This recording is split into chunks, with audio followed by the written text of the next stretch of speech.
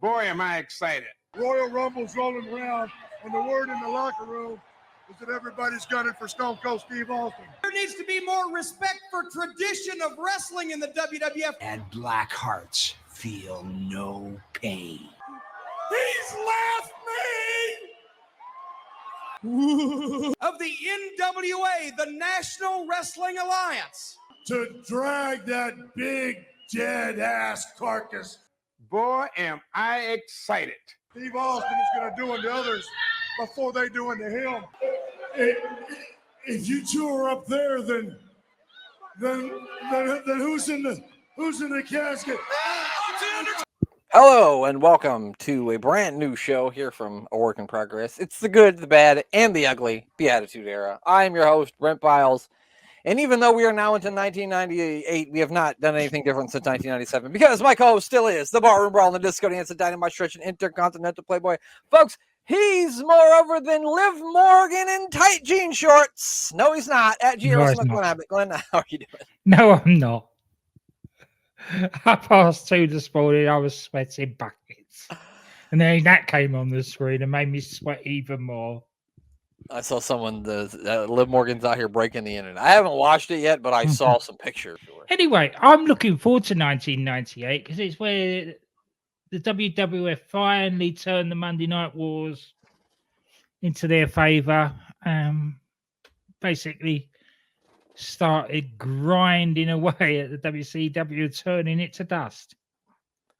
Yeah, as we get through it here, we will notice the ratings will start to go up and up, and they'll go up for both shows for a little while, but then one show will continue to go up and one show will go down. And we're going to go all the way down the road on that one. And also we're going to cover the shows a bit different now, since we're calling the show The Good, the Bad, and the Ugly. We are going to each have separate categories where we will take things that we think are good from the show, things that we think are bad from the show, and things that we think are downright ugly from the show. So we're not going to talk about every single aspect of these shows. The pay-per-views, we will talk about the entire pay-per-view, but for the Raw shows, we're both going to pick a few things that we think are good, a few things that we think are bad, a few things that we think are ugly. And depending on how we're both feeling that week, if we're feeling happy, joy, we'll go with the good one thing first. And if we're feeling down in the dumps and we want to rant about something, then we'll go with the ugly first. Well, I think with this show, we go with the good first. Yeah, there's not a whole lot to rant and rave no, there's about not. on this one. There's not. I really only have one thing under the ugly. Well, two things under the ugly category. Yeah. Guess what they are? I do have three bad things, but I don't have as many ugly things. But I have several good things as well. Why don't you give me your first good thing, Glenn? My first good thing.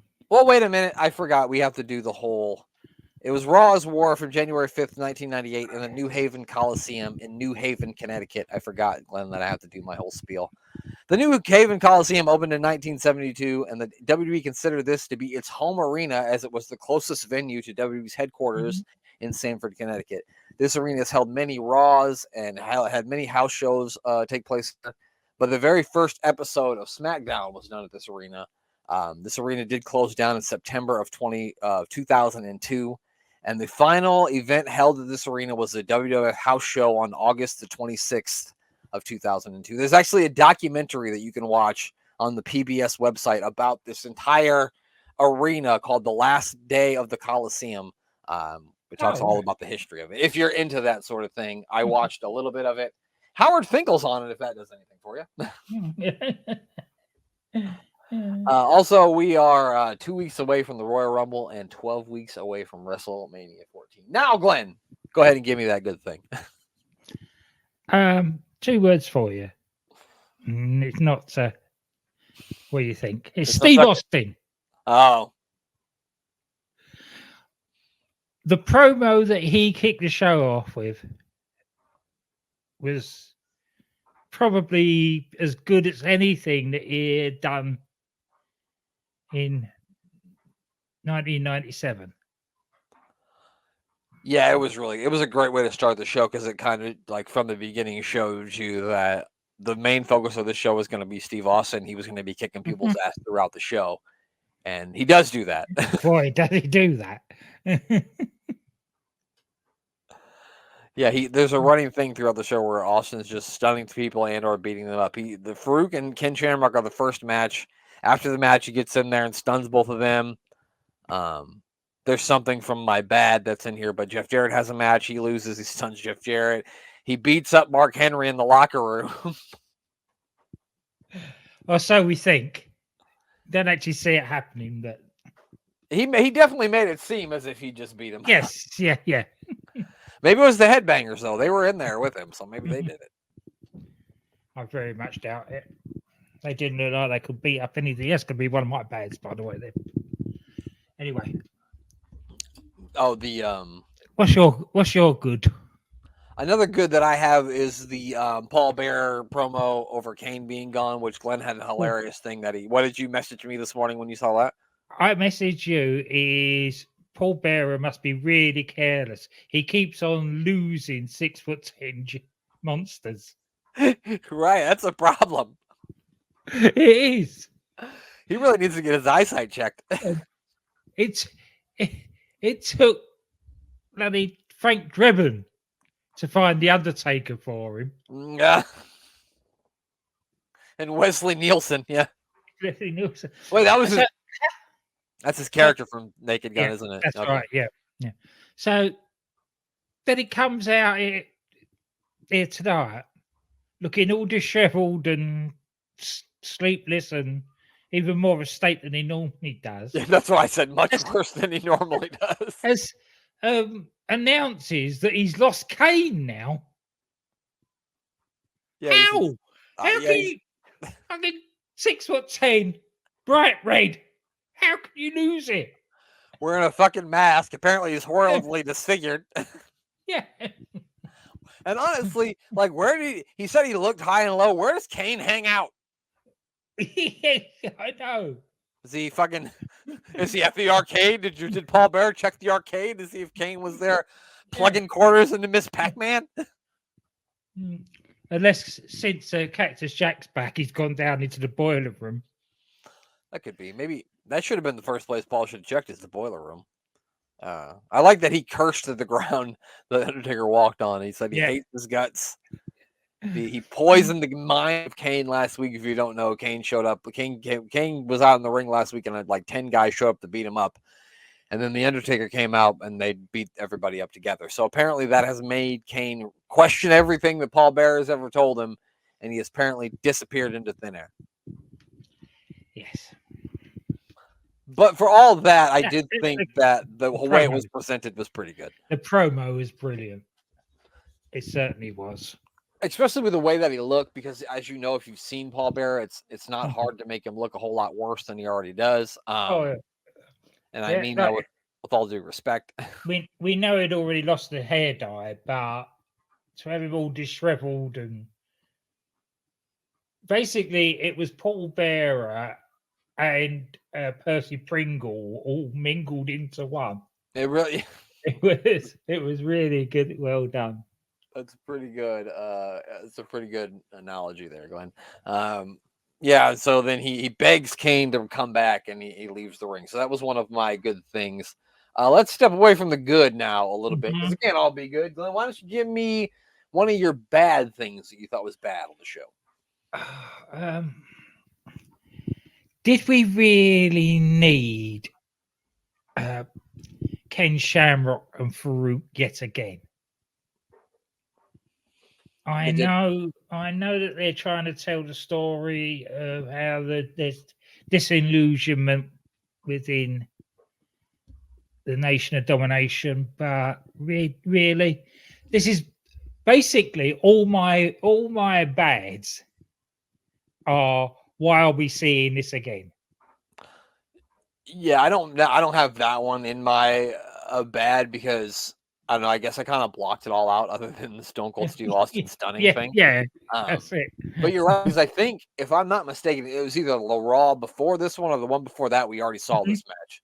Yep. So, and it kind of ended the same way as the last one, where like a smudge finish. So it was kind of a waste. You're right. Yeah.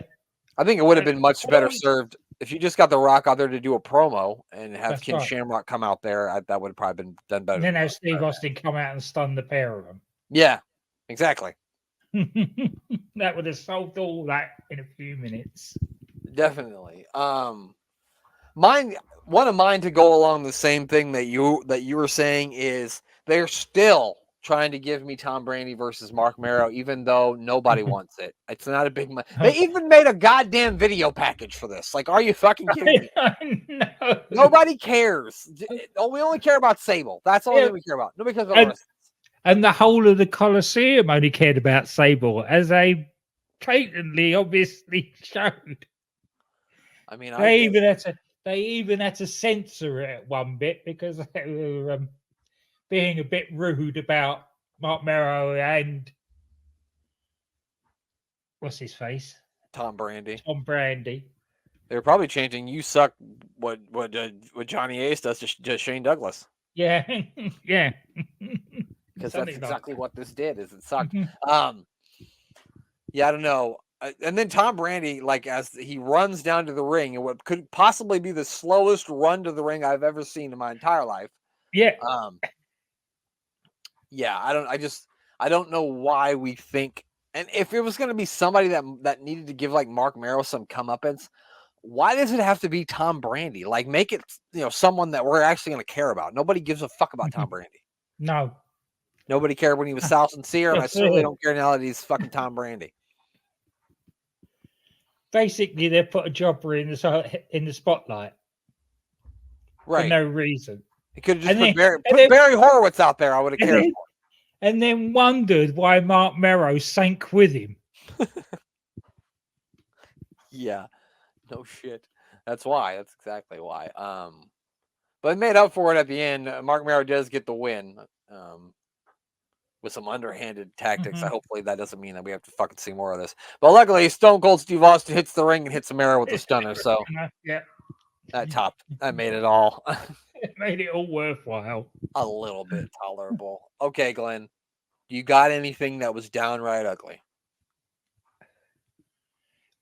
Barry Windham with a few extra pies inside him.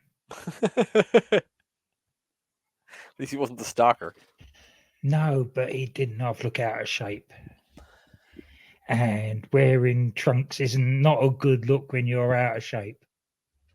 Yeah, it's like they've abandoned the. Sad. It's sad. It's like they abandoned the new Blackjacks tag. Black- team, I guess. yeah, yeah. And what happened to the blonde Adonis that was Barry Windham in WCW? I think maybe some injuries got up with him, and then he wasn't able to keep his body up the way he Mhm. wanted to, and then he was the stalker, man. Yeah. And apparently the Widowmaker, because we were watching an episode of Superstars with the Mayor. Check that out on Mhm. YouTube if you haven't already. The Mayor of Superstars, and he has a match next week, and he's called the Widowmaker. The Widowmaker. I'm assuming like that Oh, means like Barry. he kills women's husbands, right? He's the Widowmaker. Yes, yeah, you would think so. They have to make sure that whatever jobber he's killing is married. They make him bring his wife. They're like, all right, you got to bring Janet with you. Yeah. Yep, he's gonna kill you, and then she's gonna be a widow. He's the fucking Widowmaker. Come on. I had the whole NWA North American title match in my bad because why? Yeah, exactly. They drag out two guys that nobody knows, carrying a belt that looked like it had come straight out the WWF shop. Yeah, it looked like a toy, didn't it? It did. It Yeah. looked so small and well, pointless, really. Yeah, and like to bring back the NWA in 1998, right now, WWF's target audience is teenagers, like 14, 15-year-old boys in 1998. Do you think that they give a fuck about the NWA? No, they don't even know what the fuck that means. Unless you're talking about Eazy-E in 1998, you told me NWA, I would have went, what the fuck is that? Unless you're talking about Eazy-E. Yeah, and you consider that up to that point in the NWA, that North American title was their second top title, and they just made a nonsense of it on Raw is War. Yeah, they definitely didn't do. I don't think. Yeah, they didn't do the NWA or the North American Championship. their North American title any favors whatsoever with this whole thing. I mean, we're going to get a whole bunch more of this NWA stuff going forward for a couple of months, and we're probably going to be scratching our heads at it, over and over again. But it's Jeff Jarrett. He wins the NWA North American Championship from Barry Windham. Can I just ask you something? Oh yeah. Do you know who Reckless Youth is? So I've heard the name Reckless Youth, but I don't know. I've never seen any of his matches or anything. I don't know who he was either until I read this, but he vacated the North American title in December of '97. So it's his fault that this was even a thing. Well, darn him. Yeah, I've heard the name Reckless Youth on many a podcast, and I've heard people talk about him, but I don't even know what he looks like. I've never heard of the man. I mean, obviously I heard of him because I just said I heard a whole bunch about him, but I've never seen him wrestle. I've never even seen a picture of him. Have you ever seen him wrestle a match, Reckless Youth? No, I haven't. Maybe that's something we should do, Glenn. Maybe we should watch a Reckless Youth match. Why not? Yeah. But yeah, that wasn't in my ugly section, but it was in the bad. My downright ugly thing, I'm going to save my ugliest thing for last, but this one was, I don't want to see the Jackal come out anymore and like give weird forehead kisses and jewels to what appear to be underage girls. It gives me the willies. That's right. Yeah, I don't like it. That was on my list as well. Yeah, we didn't have the willies. We only have the ugly, so I had to put it under the ugly. Yeah. But the whole thing of Scarlet April against Sniper and Recon, why? It was blatant that they don't know what to do with these guys. None of them. It's hard to say it when you've watched such a bad match. Is that none of them are bad wrestlers? Yeah, well, except for the one guy on the Truth Commission. Bull Buchanan's fine, but the other guy's a little bit. Yeah, he's a little bit green. Yeah. The Harrises, they're fine. Right. And why are they putting them in this situation? It is bad. It is bad. Yeah. About it.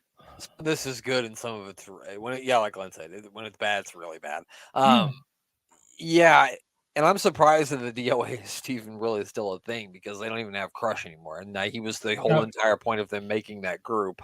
And I don't think they have a lot of plans for the two big bald guys and fucking the fake Undertaker. Well, in the notes, I've got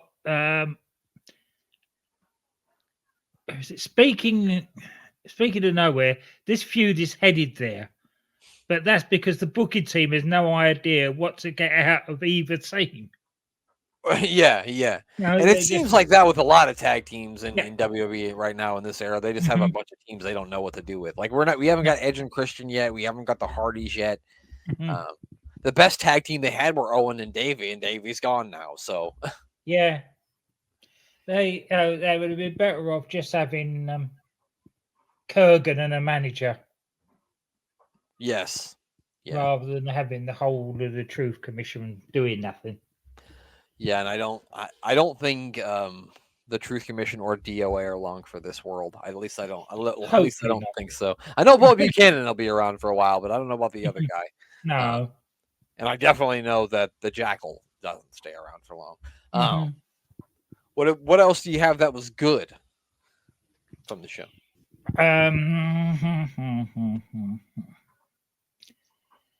Owen Hart beating Savio Vega. That was a good match. Yeah. I enjoyed that match. Then Degeneration X went and spoiled it a bit. As you figured they would. Yeah. Because they came out and did a whole promo before, and they were like, Owen Hart, watch your backs. Once I saw Owen was coming out. What did you think about that Owen promo when he was up on the Videotron when they were in the ring? I thought it felt a bit off. That was off. Yeah. That's in one of my ugly bits. Oh, is it? Yeah, it was just ugly. Yeah, all this thing about him being the Black Heart. It doesn't suit him. No. You're not that sort of character. No, it doesn't work for him. I didn't like it either. It was just, it seemed really it was like somebody wrote it for him. Especially when DX are heels anyway. You don't need Owen Hart to be a heel. True. Yep. That's Yeah, basically what they're doing. he could be the revengeful baby face. He doesn't need to be this emotionless heel. There's no need for it. Right. And then he should have, I don't know, he should have been more forward with it, I thought. He's kind of like, I don't want to come out there because you're not healed up yet. I'm gonna wait till it's healed so I can break it again. And then it really just felt it really felt like somebody wrote it for him. I'm not saying someone did, but that's just how when it came off. But anyway, somebody definitely did. Yeah, bro. maybe not. Maybe it was somebody else. I don't know. But keep going about the Savio Vega Owen Hart match. Again, the having all the rest of the break was there. Surplus to requirements. Yeah. No, it just seems like they're so frightened to pull the plug on stuff that doesn't work. Like they tried the faction thing, it didn't work. It jumped the shark when the Break was towing away DLA's motorbikes. Yeah. And that was halfway through the year before. So they should be easing all this down now and not still having these factions that are not doing anything apart from cheating. Yeah, but I mean the only one of these factions that has any substance is the Nation. That's it. Yeah. And DX, but DX is really only 3 people. They don't. Well, I guess they kind of do the same things, but yeah, but at the moment, we know where DX goes and we know where the Nation goes, and they go in totally opposite directions. Yeah. Owen Hart's going to join the Nation soon. So yes, oh god, that. Yeah, I'll save it that bad for down the line. Well, yeah, we'll hold on to that one for later. I enjoyed the I don't know if this might be in your bad, but I like the Headbangers versus New Age Outlaw match. Did you have that in your bad? I thought you mentioned. No, I didn't. I didn't. I actually had that in the good. It showed Road Dogg how much worse of a wrestler than the other 3 are. That was my one take from that. Apart from that, he does bump well. The Road Dogg. Road Dogg. Yeah. He's good at taking lots. That's what makes him and Billy Gunn such a good tag team. Is Road Dogg will take a lot. His offense isn't very good, but he will take a lot of bumps. And then you get the blind tag, and Billy comes in and actually does the wrestling. Yeah, Billy's the heater. Yeah, and that's the core of any good tag team or a faction. You always want one guy who seems like a chicken shit, and you feel like, I'm not saying that I could beat Road Dogg up, or that I'm just saying you look at that guy and you think, oh, I could kick his ass, but then he's got Billy Gunn with him, who's a little bit bigger, and you might be able to kick his ass, but you probably can't kick Billy Gunn's ass. They're not going to kick the pair of them, no. Yeah, exactly. Exactly. This guy's going to run his mouth forever, but I can't do anything about it because that guy will kick my ass. And from the early dark days of 1997, we've been saying it how underused the Headbangers were. Yeah, criminally. So, yeah. Again, showed how good they are. What a good tag team they are against a decent another tag team. And very innovative for that time of wrestling, because they were doing a lot of tag team tandem moves that you didn't see a whole lot of teams doing in that era. No. And going back, I didn't appreciate the Headbangers at all watching this as a teenager, but when you go back and watch it with sort of different eyes, I thought they were a really good tag team, and putting in a different gimmick in a different light, I think they would be remembered differently by wrestling fans, because I don't think anybody's when you talk about tag teams, I don't think anybody's going to start throwing around the Headbangers names. But no, but if you put the Headbangers in prime headbangers into the mix of what the tag team division looks like now on WWE, I think that they'd get a lot more credit than they did. I absolutely think you're right. I think you could definitely drop those guys into wrestling now with that. Maybe even not. I don't know if you could go that far with the gimmick.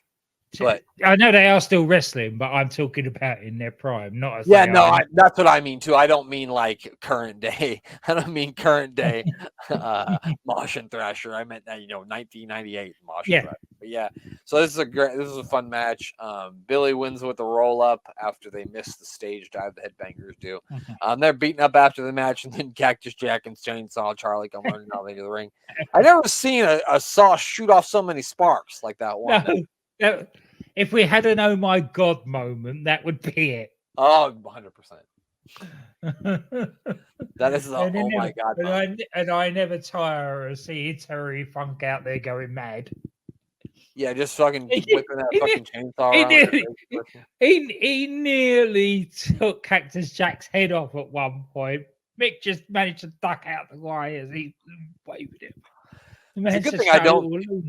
It's a good thing I don't think that was actually a live chainsaw all the time. No. So. Gonna have Terry Funk hack off somebody's arm in the front row. It was a hefty bit of metal that would have done Cactus some damage if it had actually connected with it. Yeah, no, I mean, absolutely. He would have had one of his many concussions. Right, I've got a good, bad, and ugly here. Go. Let's hear it, Glenn. Give me the bad first. The bad. The artist formerly known as Gold Dust with Luna Vachon. I put that in the ugly. The ugly was him coming out in blackface and a wig. Oh my god. Yeah, I was watching this on my iPad and I had my headphones on, and he comes walking out there, and I went, "Oh no! Oh no! My wife's like, "What? What?" I was like, "I don't even want to explain it to you." And I was like, "No. No." And the good bit is Luna interferes at 2 minutes 32 and get done by disqualification. It was short. Yeah, I don't know. I guess he was supposed to be dressed like a pimp. God knows. I guess that's what they were going for. Or Shaft, maybe, is what they said. Oh, God. You ever heard of Shaft? You a bad mother. Motherfucker. Yeah, I do. Yeah. Shut your mouth. Richard Roundtree. I do know him. I've never seen it, but I've heard of it. Oh, I've seen it a few times. Anyway, yeah, so that was that. Yeah. So, sweep that under the carpet and move on. Yeah, Vader came out and laid him out. I guess they have a match at the Royal Rumble.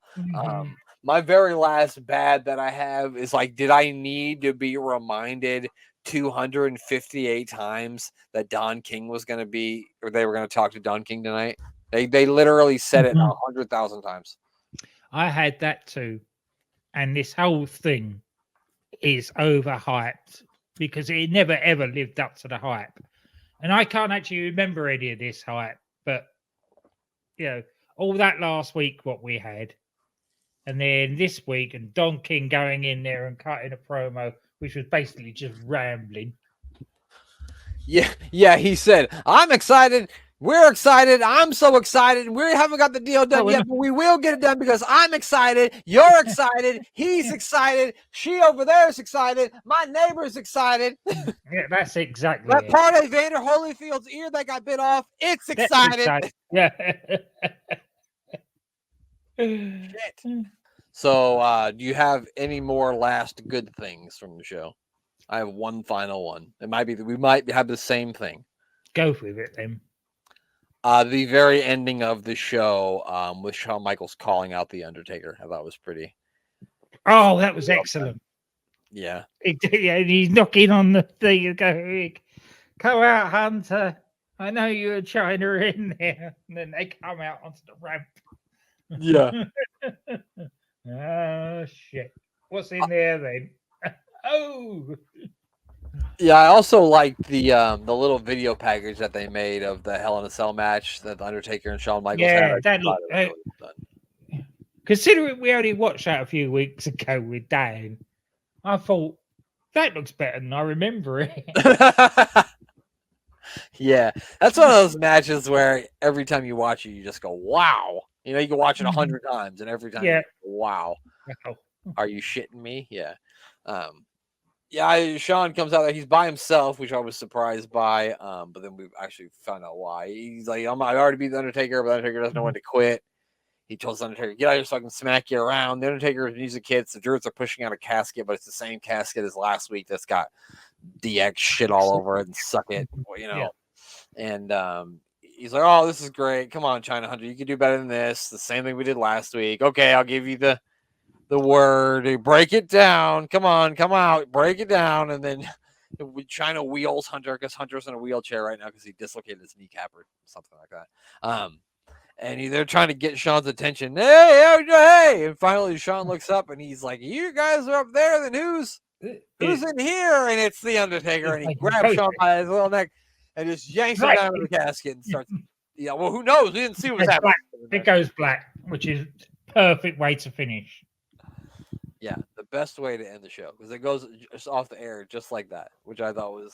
For anybody wondering why we're only 30 minutes in, we normally do an hour for these shows.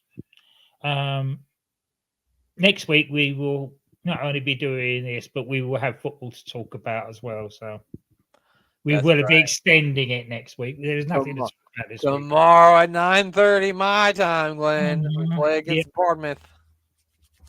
I know. Yeah. Strange time.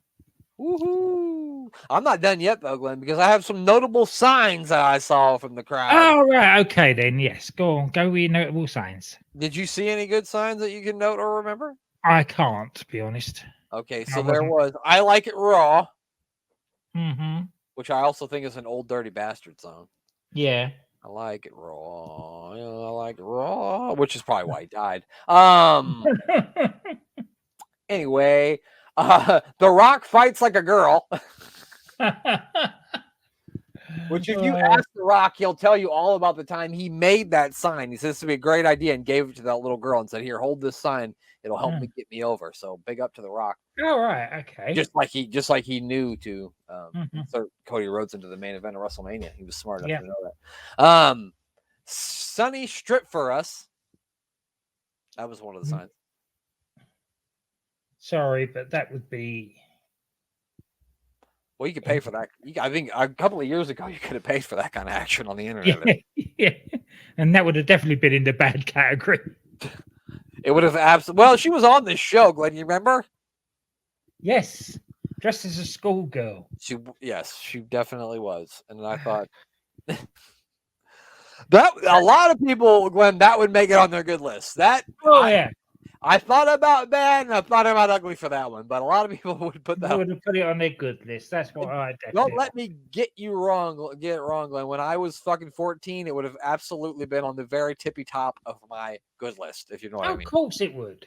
But as a 40-year-old man, I look at Sonny a little bit different. I saw another one that said, "Sonny, adopt me," which I don't know which one's worse, Sonny stripping for you or adopting you, because you don't want either one of those. No. In my personal opinion. But that's it, Glenn. That is all. If you wanted to adopt you, just make sure that you've got a valid ID card and enough money to buy them the amount of booze that she needed. $250,000 is what you're going to need. Let's talk about the TV ratings, though, Glenn. Shouldn't we? Okay, yeah. I think we should. So on January 5th, 1998, WWE Raw did a 3.34.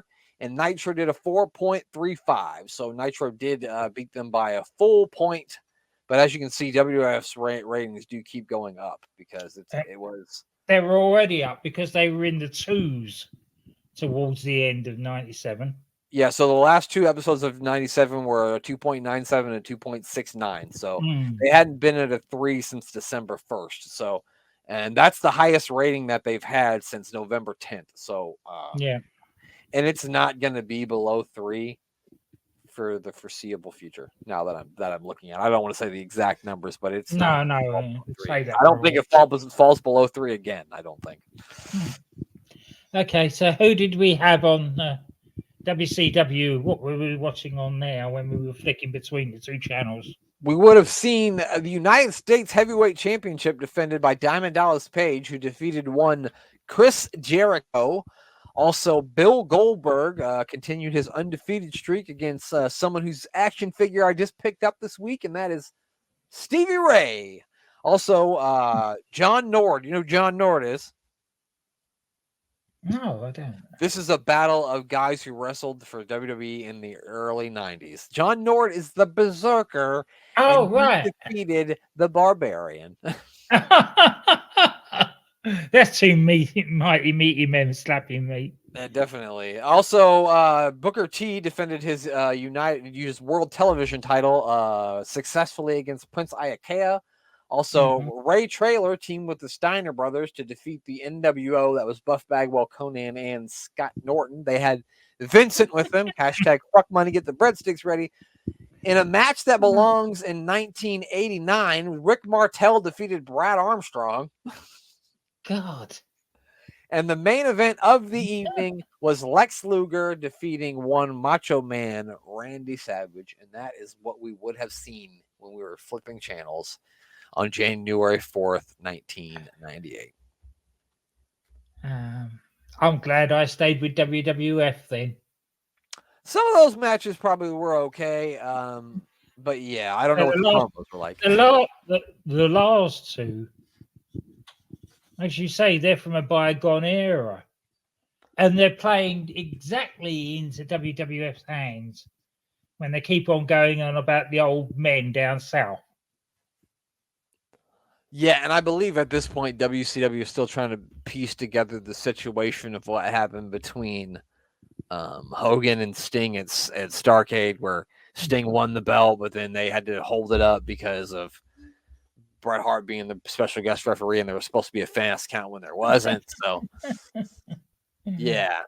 I mean, WCW is still going to do some good things, and they're still going to get some good ratings and some good buy rates, but it's not going to be. This is the time where they're just started throwing tons of people. Like I just read to you, Buff Bagwell's in the NWO. So yeah, I know. So there's the beginning and the end for the NWO. Yes, absolutely, it is. But that's it. That's it. We got nothing else to discuss from this week's, and I wouldn't expect that maybe all of these episodes are going to get up to an hour because we're not talking about every episode of every part of the show anymore. Some of them probably will go an hour, and some of them might not. But we will spend probably a good at least 7 to 10 minutes talking football from now until May. So I was going to say, I think it will depend on how well Arsenal do that week. Yes, that's true. If we get into wrestling right away and we don't talk about Arsenal, I have a feeling me and you both were going quickly to an ugly or bad thing first. Yes, yeah. Because we'll be in a bad mood because they lost. We'll definitely be in a bad mood. Anyway. But Glenn, who do you want to plug before we get out of here? I'm booking the territory. Sorry, Dan, about the football. We'll talk about that when it happens. Or maybe we're not sorry, Dan, because maybe he'll be sick of fucking hearing us talk about Arsenal. Yeah, hopefully. The first and last of wrestling and SI projects. I'm stuck in the territory. The Road to Wembley, 1981, with Big Daddy and Giant Haystacks, which was watched by 18 million people, 18 million viewers, which is the most watched wrestling show of all time. They have Being the Elite Gator Golf, where they put away the Gator Golf set and did other tasks for Series 2. I don't know if they're going to go back with Series 3 on that. Yeah, I'm not sure how long this thing ran on Being the Elite, but I guess no. I'd like to see Dan take on. I'd like to see Dan and Rob have a. I want them to do all the competitions that they do on the show. I want them to play Gator Golf. I want them to do Flippy Cup. I want them to play beer pong. I'm sure those guys are great at beer pong. Beer pong, yeah, that'd be a shoo-in for them. Yeah. You can call it the UTT Olympics. I like it. And so about shoo-ins, of course, their other little project that they've finished now, which was unbooking the Tankatory, the life and times of Tank Abbott, which we totally ripped off with Sid. Yes, we did. One man's ripped off is another man's borrowed, Glenn. Yeah, all right. And you can still get tank facts or X Twitter with if you look up at booking the Tankatory. Of course, the DC and Doc, they're back doing their stuff on DDT Wrestling. And of course, The Doctor Who podcast with Danny Inside. That is on SJP World Media. thank you very much. You're welcome. Of course, give the other member of our podcast team, the Mayor of Canton, a follow on the Twitter X. He does a meal with the mayor every Wednesday where he tries crap food that he'll be really happy because he's on a diet and doesn't get to eat fast food very often. So he'll either be very upset that they've ruined his cheat day or very happy that his cheat day has been ruined. Or that cheat day hasn't been ruined, excuse me. Yeah, so make sure you give the mayor, it's at Mayor of Canton, give him a follow. And make sure, of course, you check out everything that's going on with Sports Wire Radio and our good buddy Thomas Bryce. Follow Thomas B. Rice on all the social media platforms and check out the website, sportswireradio.org. That is sports with a Z, if you know what I mean. And of course, check out all the other stuff we got going on. We got an episode of the Mayor of Superstars out right now. You can check out a review of 1989 Halloween Havoc that me and Glenn did. And of course, I don't know shit, the life and times of Psycho Sid. We are up to episode 42, I believe. And we will be building towards his match with Shawn Michaels at Survivor Series 1996 for the WWF Championship, which will include some matches against Owen Hart and some other jobbers. And of course, Glenn, some epic promos back and forth between the two. So make sure you check out the next few episodes of that as we build towards Psycho Sid challenging for the WWF Championship. And that's it. That is all. Next week, be on the lookout next week, next Tuesday, next Wednesday, or Thursday when the show comes out. I forget that we recorded on Tuesday, but we're not going to put it out till Thursday, so that's why I named all three of those days. Be on the lookout next Thursday. I'm going to tell Glenn the next monthly pay-per-view that we're going to be reviewing. I'll be making that selection next week, so be on the lookout for that. And everything else that we got going on. Subscribe to us on YouTube if you haven't already. We got 35 new ones this week. We're trying to get 35,000 next week. I'm just kidding. That won't happen, but it's worth a goal to try. Yeah. That's it. That's all. I'm done running my mouth. Glenn, say goodbye. Goodbye.